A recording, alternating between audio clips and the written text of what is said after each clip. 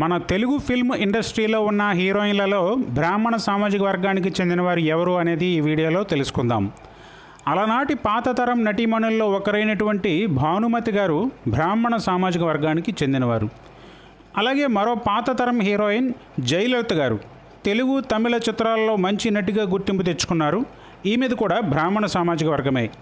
ఇక ఎన్టీఆర్ ఏఎన్ఆర్లతో జతకట్టిన అలనాటి అందాల తార కృష్ణకుమారి గారు కూడా ఇదే సామాజిక వర్గానికి చెందినవారు. అలాగే గయ్యాళి అత్త పాత్రలకి పెట్టింది పేరు సూర్యకాంతం గారు, ఈమె కూడా బ్రాహ్మణులే.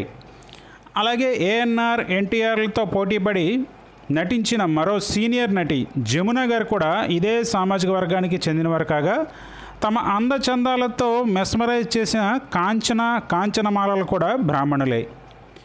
అలాగే 80s 90sలో తమ అందంతో అభినయంతో ఆకట్టుకున్న హీరోయిన్లు సుహాసిని, రమ్యకృష్ణ, ఇంద్రజ వీరు కూడా బ్రాహ్మణ సామాజిక వర్గమే. ఇక అలాగే జగపతి బాబుతో పెళ్ళైన కొత్తలో సినిమాతో గుర్తింపు పొందిన ప్రియమణి కూడా బ్రాహ్మణ సామాజిక వర్గమే.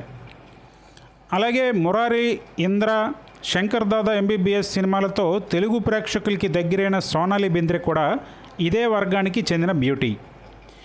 ఇక రవితేజతో మిరపకాయ, ప్రభాస్తో మిర్చిలో ఒక మెరుపు మెరిసిన రీచా గంగోపాధ్యాయ, అలాగే హీరో నితిన్తో హార్ట్ అటాక్లో రొమాన్స్ చేసిన ఆదా శర్మలు కూడా బ్రాహ్మణులే. ఇక అలాగే త్రిష, శృతి హాసన్ కూడా ఇదే సామాజిక వర్గానికి చెందినవారు.